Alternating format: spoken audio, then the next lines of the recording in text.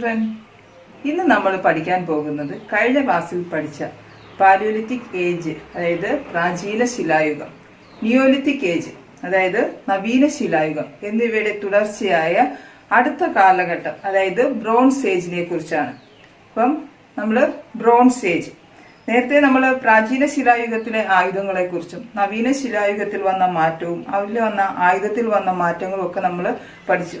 കല്ലായുധമാക്കിയപ്പോൾ കല്ല് പൊടിഞ്ഞു പോകുന്നതും അതിനേക്കാൾ കൂടുതൽ ഇരുമ്പ് ആയുധമാക്കിയപ്പോൾ കൂടുതൽ കാലം അത് ഉപയോഗിക്കാൻ പറ്റുന്നതും. ഇനി നമ്മൾ പഠിക്കാൻ പോകുന്നത് ബ്രോൺസ് ഏജിനെ കുറിച്ചാണ്. Later copper tools began to be used along with stone tools. Later, copper tools began to be used along with stone tools. അതായത്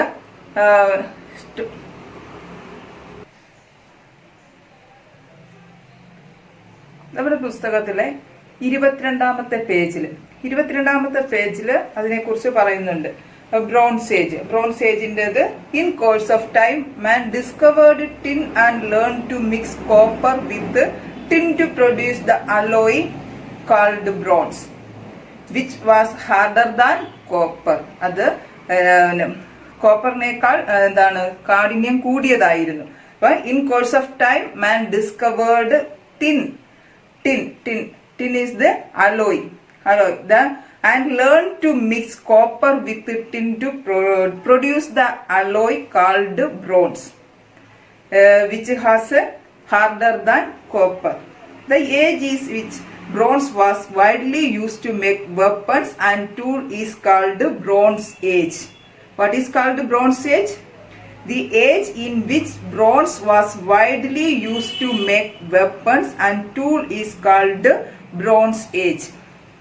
ഈ ബ്രോൺസ് ഏജ് അപ്പോൾ അവിടെ കൊടുത്തിരിക്കുന്നത് complete the following flow chart related to ancient human life. ഒരു flow ചാർട്ടും കൂടി അവിടെ കൊടുത്തിട്ടുണ്ട്. അതിനകത്ത് ഏൻഷ്യന്റ് ഹ്യൂമൻ ലൈഫിന്റെ അത് ഫ്ലോ ചാർട്ട് രൂപത്തിൽ അവതരിപ്പിക്കാനാണ് പറഞ്ഞിരിക്കുന്നത്. ഇവിടെ നമ്മൾ പഠിച്ചു കഴിഞ്ഞ 3 ഭാഗങ്ങളും palaeolithic age, neolithic age, chalcolithic age, bronze age. Chalcolithic age നമ്മൾ പറഞ്ഞില്ല. ചാക്കോലിത്തിക് ഏജ് എന്ന് പറയുമ്പോൾ ബ്രോൺസ് ഏജിന് ഇടയ്ക്ക് വരുന്ന ഒരു കാലഘട്ടമാണ്. Later copper tools began to be use along with stone tools. Compared the stone, copper was easier, sharper and mold and was convenient to use. ഇത് convenient ആയിട്ടുള്ള, കല്ലിനെ അപേക്ഷിച്ച് കൂടുതൽ മൂർച്ചപ്പെടുത്താവുന്നതും രൂപമാറ്റം വരുത്താവുന്നതും സൗകര്യപ്രദമായി ഉപയോഗിക്കാൻ പറ്റുന്നതുമായ കഴിയുന്നതായിരുന്നു ചെമ്പ്. ആ കാലഘട്ടത്തെയാണ് നമ്മൾ ചാക്കോലിത്തിക് ഏജ് എന്ന് പറയുന്നത്. അതിനെ തുടർന്നാണ് ബ്രോൺസ് ഏജ് രൂപപ്പെടുന്നത്. കല്ലുകൊണ്ടും ചെമ്പുകൊണ്ടുമുള്ള ഉപകരണങ്ങളും ആയുധങ്ങളും ഉപയോഗിച്ചിരുന്ന കാലഘട്ടത്തെയാണ് താമ്രശിലായുഗം എന്ന് പറയുന്നത്. താമ്രശിലായുഗം അല്ലെങ്കിൽ ചാക്കോലിത്തിക് ഏജ്. അതായത് കല്ലുകൊണ്ടും ചെമ്പുകൊണ്ട്, കല്ല് മാത്രമല്ല അന്ന് ഉപയോഗിച്ചിരുന്നത്, ചെമ്പു ആയുധങ്ങളും ഉപകരണങ്ങളുമാക്കിയിരുന്നു. കല്ലുകൊണ്ടും ചെമ്പുകൊണ്ടുമുള്ള ഉപകരണങ്ങളും ആയുധങ്ങളും ഉപയോഗിച്ചിരുന്ന കാലഘട്ടത്തെയാണ് താമ്രശിലായുഗം അല്ലെങ്കിൽ ചാക്കോലിത്തിക് ഏജ് എന്നറിയപ്പെടുന്നത്. The period when man used both stone and copper tools is known as Chalcolithic Age or Copper Stone Age. What? A period when man used both stone and copper tools is known as Chalcolithic Age or Copper Stone Age. In course of time, man discovered tin and learned to mix copper with tin to produce the alloy called bronze, which was harder than copper. In course of time, man discovered tin and learned to mix copper with tin to produce the alloy called bronze, which was harder than copper. തുടർന്ന് ഈയം കണ്ടെത്തി. Tin എന്ന് വെച്ച് കഴിഞ്ഞാൽ ഈയം, tin ഈയം. തുടർന്ന് ഈയം കണ്ടെത്തി. ഈയവും ചെമ്പും, copper ചെമ്പ് ഉരുക്കി ചേർത്ത് വെങ്കലം, അതായത് ഓട് എന്ന ലോഹസങ്കരം നിർമ്മിക്കുകയും ചെയ്തു. അപ്പം ഓട് നിർമ്മിക്കാൻ അല്ലെങ്കിൽ ടിൻ ഉപയോഗിച്ച് എന്താണ് വെങ്കലം ചെമ്പിനേക്കാൾ കടുപ്പമുള്ളതായിരുന്നു. അതാ പറഞ്ഞത് എന്താണ് ചെമ്പ് ആയുധങ്ങളെക്കാളോ ഉപകരണങ്ങളെക്കാളോ കടുപ്പമുള്ള ആയുധങ്ങളും ഉപകരണങ്ങളും നിർമ്മിക്കാൻ വെങ്കലം ഉപയോഗിച്ചു. അപ്പം ആ കാലഘട്ടം അതിനെ തുടർന്ന് എന്തെല്ലാം മാറ്റങ്ങളാണ് സമൂഹത്തിൽ വന്നത് എന്നുള്ളതും നമുക്കിവിടെ നോക്കാവുന്നതാണ്. ഈ കാലഘട്ടത്തിൽ കാർഷികമായി ഒത്തിരി വികസനമുണ്ടായി. കാർഷികമായി വികസനമുണ്ടായത് ആയുധങ്ങളും ഉപകരണങ്ങളും നിർമ്മിച്ചതിന്റെ ഭാഗമായിട്ടാണ് കാർഷികമായി ഒത്തിരി വികസനമുണ്ടായത്. Let us find out the changes brought about in human life by the invention and use of bronze weapons and tools. അതായത് ബ്രോൺസ് വെപ്പണും ടൂൾസും ഒക്കെ ഉപയോഗിച്ചത് കാരണം എന്തെല്ലാം മാറ്റങ്ങളാണ് സമൂഹത്തിൽ ഏർലി ലൈഫിൽ വന്നതെന്നുള്ള കാര്യമാണ് കൊടുത്തിരിക്കുന്നത്. During this period agriculture improved. ആ കാലഘട്ടത്തിൽ അഗ്രികൾച്ചർ വികസിച്ചു. And result in better harvested. കാർഷിക ഉൽപാദനം വർദ്ധിച്ചു. അതിന്റെ ഭാഗമായിട്ട് കാർഷിക ഉൽപാദനം വർദ്ധിക്കുകയും ചെയ്തു. The fertile soil of the river Valley and ample irrigation also help in improving agriculture. അതായത് വളക്കൂറുള്ള മണ്ണും അതിനൊക്കെ തന്നെ ജലസേചന സൗകര്യവും എല്ലാം ലഭ്യമായതുകൊണ്ട് കൃഷി നല്ല രീതിയിൽ വികസിച്ചു വരികയും ചെയ്തു. Next, what change might have been brought about by the improvement in agriculture? അപ്പം what change might have been brought about by the improvement of agriculture? കൃഷി മെച്ചപ്പെട്ടപ്പോൾ എന്തെല്ലാം മാറ്റങ്ങൾ ഉണ്ടായി എന്നതാണ് അവിടെ ചോദിച്ചിരിക്കുന്നത്. കൃഷി മെച്ചപ്പെട്ടപ്പോൾ എന്തെല്ലാം മാറ്റങ്ങളുണ്ട്? നമുക്ക് തന്നെ അറിയാം, കൃഷി ചെയ്യണമെങ്കിൽ എന്തെല്ലാം കാര്യങ്ങൾ വേണം, കൃഷി വികസിക്കുമ്പോൾ എന്തെല്ലാം സാഹചര്യങ്ങളാണ് വരുന്നത്, അങ്ങനെയൊക്കെയുള്ള കാര്യങ്ങൾ നമ്മുടെ ജീവിതത്തിൽ ഇന്നത്തെ കാലഘട്ടത്തിൽ നമുക്ക് മനസ്സിലാക്കാൻ പറ്റുന്നതാണ്. The storage of surplus food grains. The storage of surplus food grain.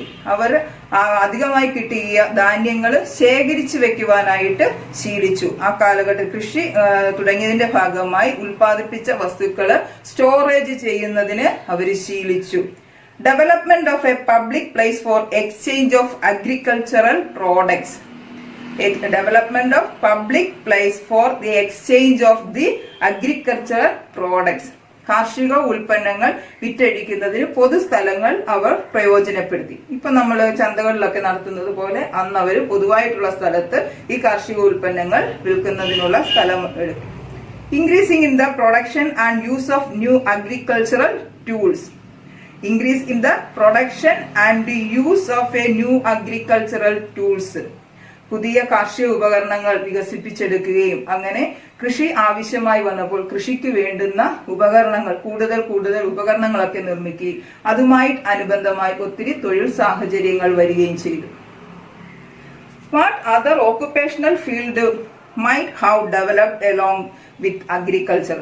അഗ്രികൾച്ചറുമായി ബന്ധപ്പെട്ട് എന്തെല്ലാം തൊഴിലുകളാണ് ഇവിടെ തന്നിരിക്കുന്നത്? ഇവിടുന്ന് ആ കാലഘട്ടത്തിൽ നമുക്ക് കണ്ടെത്താൻ കഴിയുന്നതെന്നാണ് ചോദിച്ചിരിക്കുന്നത്. Find them from the picture given below. താഴെ തന്നിരിക്കുന്ന പിക്ചറിൽ നിന്നും ഈ അഗ്രികൾച്ചർ കൂടാതെ അഗ്രികൾച്ചറുമായി ബന്ധപ്പെട്ട് ഏതെല്ലാം തൊഴിൽ മേഖലകളാണ് വികസിച്ചു വന്നിരിക്കുന്നതെന്നാണ്. ഇവിടെ നമുക്ക് ആദ്യമായി തന്നെ കാണാം കാറ്റിൽ റിയറിംഗ്, അല്ലെ? നിങ്ങൾ കന്നുകാലികളെയൊക്കെ കാണുന്നില്ലേ? അപ്പം പശുക്കളും അതുമായിട്ട് ബന്ധപ്പെട്ട് കൃഷിയോടനുബന്ധിച്ച് വരുന്നതാണ് കാറ്റിൽ റിയറിംഗ്, കന്നുകാലി വളർത്തൽ. ഇപ്പുറത്ത് കൊടുത്തിട്ടുണ്ട്. നമ്മൾ ആലയും കൊല്ലന്മാരെയും ഒക്കെ നമ്മൾ കേട്ടിട്ടുണ്ട്, കണ്ടിട്ടുണ്ട്, അല്ലെ? അവർ ഇരുമ്പും ചെമ്പും അതൊക്കെ ഉരുക്കി ആയുധങ്ങൾ മറ്റു രൂപങ്ങളാക്കി മാറ്റുന്നത്. അപ്പൊ ഇവിടെ മേക്കിംഗ് വെപ്പൺസ് ആൻഡ് ടൂൾസ്. അടുത്തത് പോട്രി അപ്പം പോട്ട്സ് മേക്കിംഗ്, കുടങ്ങളൊക്കെ നിർമ്മിക്കുന്നത്, കുട നിർമ്മാണം അല്ലെ കളിമൺ പാത്രങ്ങൾ നിർമ്മിക്കുന്നത്, അത് ഡെവലപ്പായി വന്നു. നെക്സ്റ്റ് ജ്വല്ലറി മേക്കിംഗ്, ആഭരണങ്ങൾ. ഈ ചെമ്പും ഒക്കെ വന്നു കഴിഞ്ഞപ്പോഴത്തേക്കും ആഭരണം, ബ്രോൺസിന്റെയൊക്കെ ആഭരണ നിർമ്മാണവും അവിടെ ആരംഭിച്ചു. Jewellery making. ഇപ്പൊ നമ്മൾ ഏതൊക്കെയാ പറഞ്ഞത്?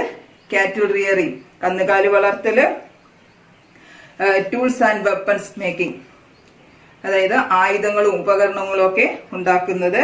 ഇവിടെ പോട്രി, അതായത് പോട്ട് മേക്കിങ്സ്, കുടങ്ങളും കലങ്ങളും ഒക്കെ ഉണ്ടാക്കുന്ന മൺപാത്ര നിർമ്മാണം. ജ്വല്ലറി മേക്കിംഗ്, അതായത് ആഭരണങ്ങൾ നിർമ്മിക്കുന്നത്. In addition to once you have found out the following occupational field also developed during this period. ഇത് കൂടാതെ ഈ കാലഘട്ടത്തിൽ വികസിച്ചു വന്ന മറ്റ് തൊഴിൽ മേഖലകൾ ഏതൊക്കെയെന്ന് അവിടെ കൊടുത്തിട്ടുണ്ട്. അവർ തന്നേക്കുന്നത് ബ്രിക്സ് മേക്കിംഗ്, അതായത് ഹൗസ് മേക്കിങ്ങുമായിട്ട് ബന്ധപ്പെട്ട് അവര് സെറ്റിൽമെന്റ് ആയതിനു ശേഷം അവിടെ ബ്രിക്സ് മേക്കിംഗ് എന്ന് വെച്ച് കഴിഞ്ഞാൽ കട്ട നിർമ്മാണം, കട്ട ഇഷ്ടിക ഈ ചെളിയൊക്കെ കൊണ്ട് കട്ട നിർമ്മിക്കുന്നത്, ബ്രിക്സ് മേക്കിംഗ്, വീവിംഗ്. അപ്പോഴത്തേക്ക് ആദിമ മനുഷ്യനിൽ നിന്ന് അവർ വസ്ത്രങ്ങളൊക്കെ ധരിക്കാൻ തുടങ്ങി. അപ്പോഴത്തേക്കും അതിനകത്ത് എന്താണ് വസ്ത്രം ഉണ്ടാക്കുന്നതിന് വീവിംഗ്, നെയ്ത്ത് ആരംഭിച്ചു. അപ്പം അതുമായി ബന്ധപ്പെട്ട് വന്നതാണ്, ബ്രോൺസ് ഏജിൽ വന്നതാണ്. അവിടെ നെക്സ്റ്റ് അവിടെ ഒരു പിക്ചർ കൊടുത്തിട്ടുണ്ട്. ആ പിക്ചർ നിങ്ങളൊന്ന് നോക്കി. ആ പിക്ചറിൽ എന്താണ് സാധനങ്ങൾ കൈമാറ്റം ചെയ്യുന്നതാണ്.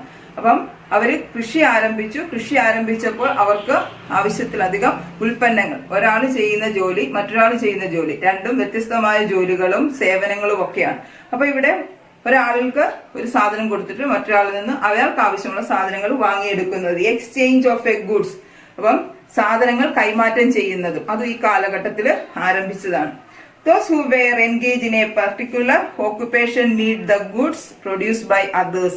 ഒരാൾ ഉൽപ്പാദിപ്പിക്കുന്നത് അയാൾക്ക് മറ്റുള്ളവർ ഉൽപ്പാദിപ്പിക്കുന്ന സാധനങ്ങളും ആവശ്യമായി വന്നു. This necessitated the exchange of goods and it created a sense of a mutual development dependence among people. അപ്പം അവർ പരസ്പര ആശ്രയത്വം അവിടെ നിലവിൽ വന്നു. അതിന്റെ ഭാഗമായിട്ടാണ് പരസ്പര ആശ്രയത്വം. ഞാൻ ഉൽപ്പാദിപ്പിക്കുന്ന വസ്തുക്കൾ മറ്റുള്ളവർക്ക് കൊടുക്കുന്നു, എനിക്ക് ആവശ്യമുള്ള വസ്തുക്കൾ മറ്റുള്ളവരിൽ നിന്ന് സ്വീകരിക്കുന്നു. അങ്ങനെ ഒരു മ്യൂച്വൽ ഡിപ്പെൻഡൻസ് എന്ന് വെച്ച് കഴിഞ്ഞാൽ ആശ്രയിക്കുക, ഒരു അടിസ്ഥാന പരസ്പരമായിട്ടുള്ള ഒരു ആശ്രയത്വം അവിടെ വികസിച്ചു വരികയായിരുന്നു ചെയ്യുന്നത്. സർപ്ലസ്, ഇതൊരു ക്വസ്റ്റ്യന്റെ ആൻസർ കൂടിയാണ് ഇവിടെ പറയുന്നത്.